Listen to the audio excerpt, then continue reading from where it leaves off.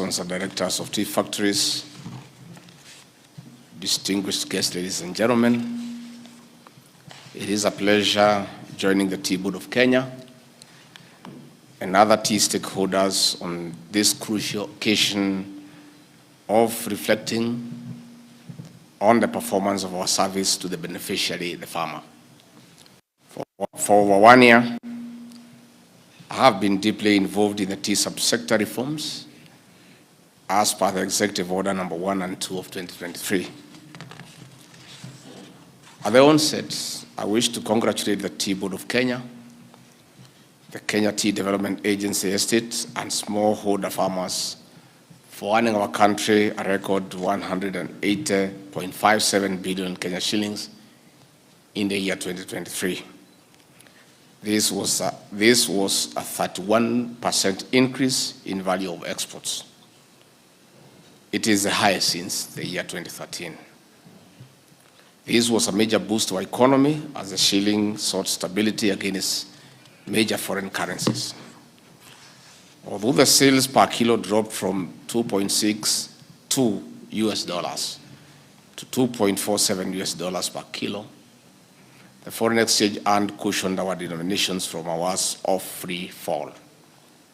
On the flip side, the high exchange rate of US dollar against the shilling also enabled our over 834,000 farmers earn up to 345.32 Kenya shillings per kilo in the year 2023, as opposed to 306 per kilo in the previous year. Partly, this is one of the reasons small-scale farmers received the highest bonus. In 2022-2023, one of the best in the recent past. The impact of the bonus has been immense. Farmers across the country have paid school fees from the bonus instead of expensive loans. While some are building decent houses, others have bought cows and other property. In paying school fees, building a decent home, buying a cow to enjoy a cup of tea with milk without a loan, we are restoring the dignity to our farmer as envisaged under the bottom-up economic transformation agenda. At the macro level, tea exports from small-scale and estate farmers have helped strengthen resilience of our shilling against major currencies. It is for this reason that we are determined to deliver on the tea subsector reforms as agreed during the Kericho Tea Conference in July last year and other subsequent meetings that I've had with key stakeholders. Small-scale farmers must benefit like their estate counterparts. We want the subsector to support socio-economic transformation of lives as promised under the Kenya Kwanza plan, which the people of Kenya voted for when they elected President William Ruto. Under favorable conditions, farmers are ready to produce more, as witnessed in the year under review when they registered 570 million kilos against 535 million kilos in the previous year. We have had to support the small-scale farmer to earn what they deserve in board decisions, in legal policy, and the framework through the value chain. This will provide the basis for high-value tea specialty and CTC products as we embrace diversity to meet emerging demands of consumers who dictate the market. To show our sheer determination of ensuring a streamlined tea subsector, we are systematically addressing key issues that increase the cost of producing and processing tea up to the market level. For instance, I've engaged the KTDA Management Service, the Tea Board of Kenya, and relevant stakeholders on dealing with glut to avoid loss in value of unsold tea. We are also alive to the market shocks resulting from the geopolitical issues negatively affecting our key markets such as Sudan, Russia and Ukraine, the Middle East, among others. In his foreign missions, marketing our product is top of our president's agenda. Further, embassies and missions have a key responsibility of marketing our products as we refocus on economic diplomacy. Similarly, the Cabinet Secretary for Agriculture, the Honorable Mithika Linturi, is having direct bilateral engagements with high-value markets for favorable trading terms. For instance, his visit to Pakistan, a consumer of up to 40% of Kenya's tea, the purchase of our tea in US dollars have been given top priority by the Central Bank of the Asian states. We are working to retain the current and conquering new markets to meet the increasing production of tea. The executive is exploring bilateral engagements with other markets such as China, Iran, Saudi Arabia, and Turkey in pursuit of a bigger bite of the international market. But we can only stamp our presence in the market if we present quality and value-added products. We aim to increase value-added tea exports from 5% in 2023 to 50% by 2027. The government is ready and willing to work with you in improving factory machinery and other specialized equipment to achieve this target. This will increase the value of tea exports from 180 billion Kenya shillings in 2023 to over 272 billion shillings by the year 2027.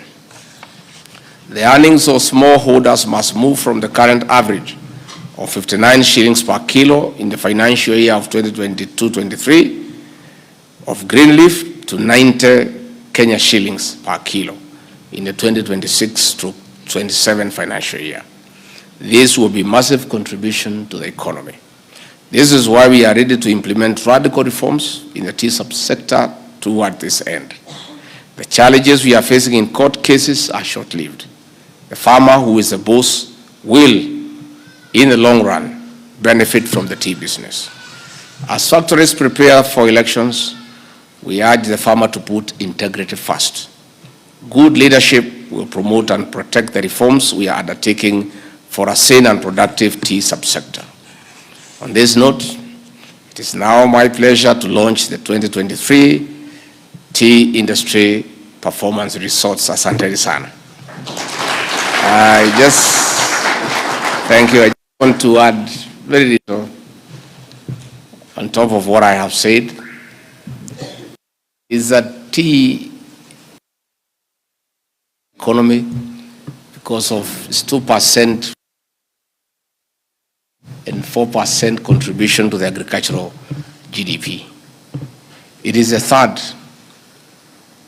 after tourism and diaspora remittances in terms of foreign exchange earnings. So it's a critical subsector for our economy, and that is why President William Ruto, in his wisdom, elevated this sector among other sectors to the presidency by asking me and directing me to oversee reforms within the tea subsector among other subsectors. I want to say that we are keeping a close watch of what is happening in the industry. And I'm very elated to be here at the Tea Board of Kenya headquarters because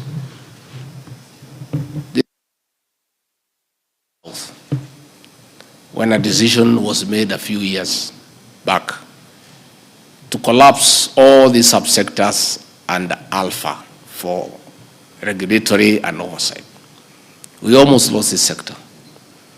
The reestablishment of Tea Board of Kenya as the regulatory authority to oversee what is happening in the subsector is what has restored this subsector. And we almost lost it. In fact, we are also in the process of bringing back the Coffee Board of Kenya. Again, at the Alpha, we almost lost the coffee subsector. These sectors are so important to our economy, they need to stand on their own. It was a wrong policy decision to collapse critical subsectors under one umbrella body. And I want to say I am very happy with what is going on in this subsector, and the board is doing a good job, and please continue doing so. We need to be very aggressive in our marketing. We have to go out of our way, and when we appointed new ambassadors and high commissioners, and the president addressed them, and I did also talk to them, changed our approach to diplomacy.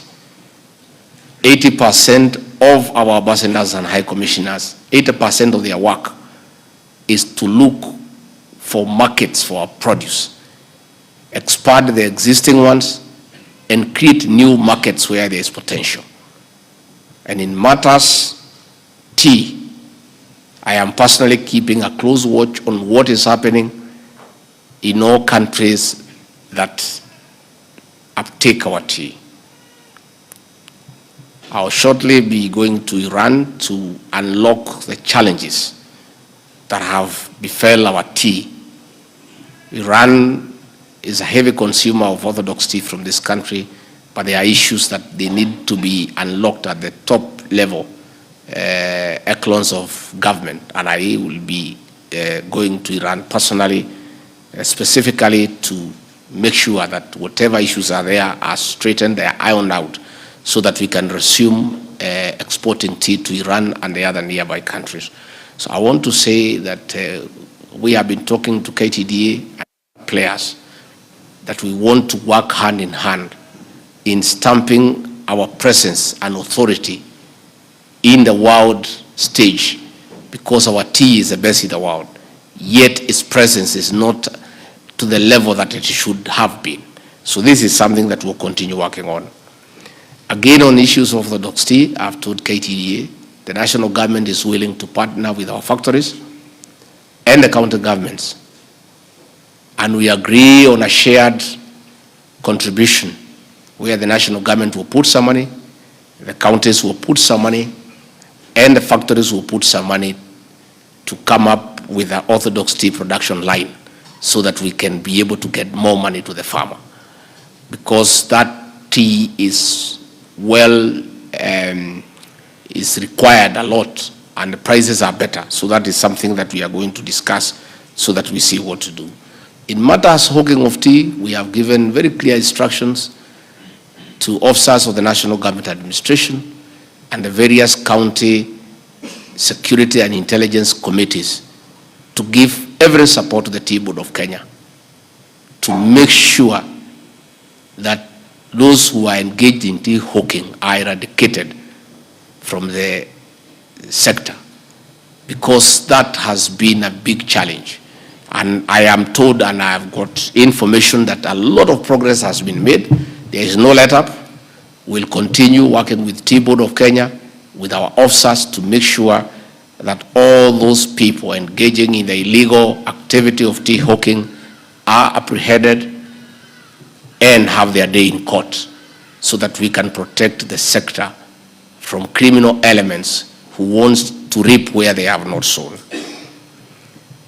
Again, President William Ruto, on assuming office, came up with a brilliant strategy on how to bring down the cost of production by subsidizing fertilizer. The president made a very wise decision that you cannot subsidize consumption because it's not sustainable. And that is how he came up with a program.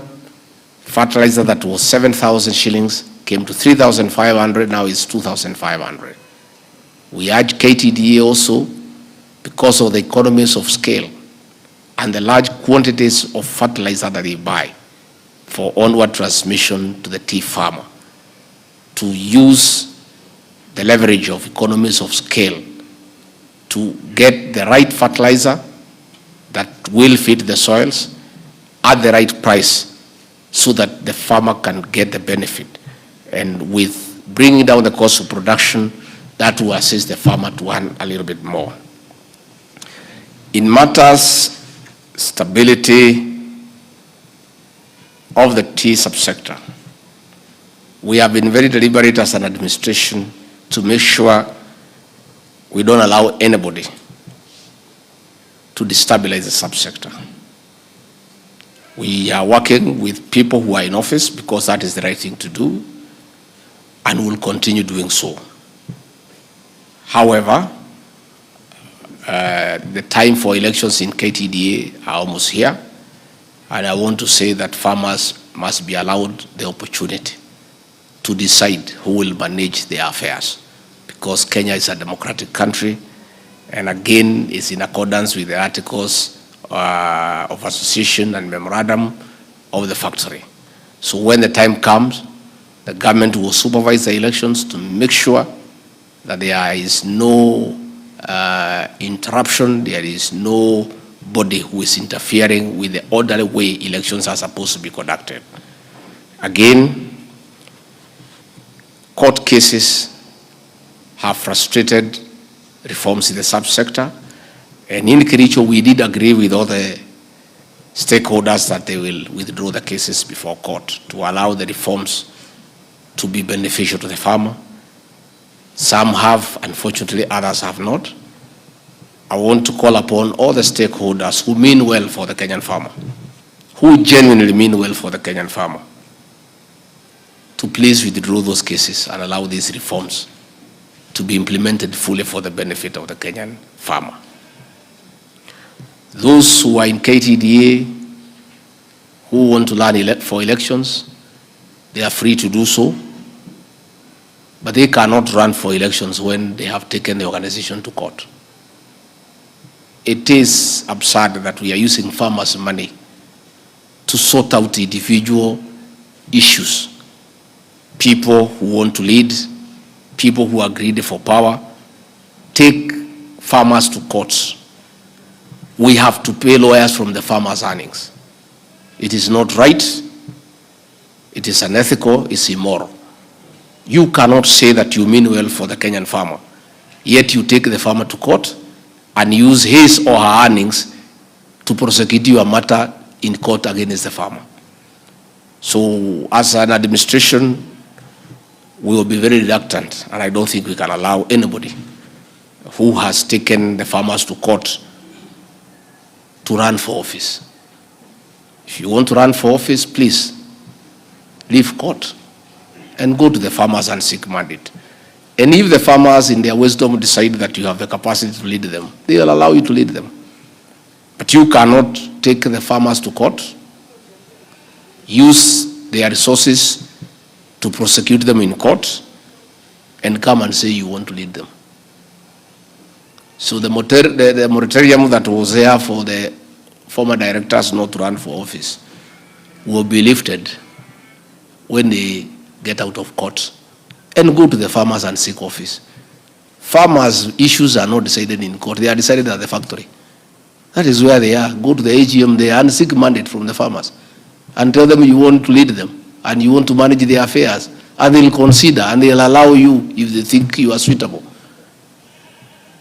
But taking farmers to the High Court, to the Court of Appeal, I think it's unfair, it's not right. And when you look at these issues being canvassed in court, they have nothing to do with the farmer. None of those litigants has the interest of the farmer at heart. They want to protect their turf. They want to have their say in decision making, not to the interest of the farmer, but to the detriment of the farmer. So we will be saying we are willing to allow everybody to seek for office, because this country of ours is a democratic country, and everybody has a right to seek for whatever office you want to in the land, including being a director in a factory owned by farmers. But let us agree that farmers' issues will be sorted at the factory, not in a court of law. So you cannot be at the factory and at the courtroom at the same time. You just have to make a decision where you want to be. And I think once we do that, we would want the elections for KTDA factories to take place. The government will supervise, will make sure we provide security and everything to allow the farmers to freely and democratically choose their directors so that they represent their interests and their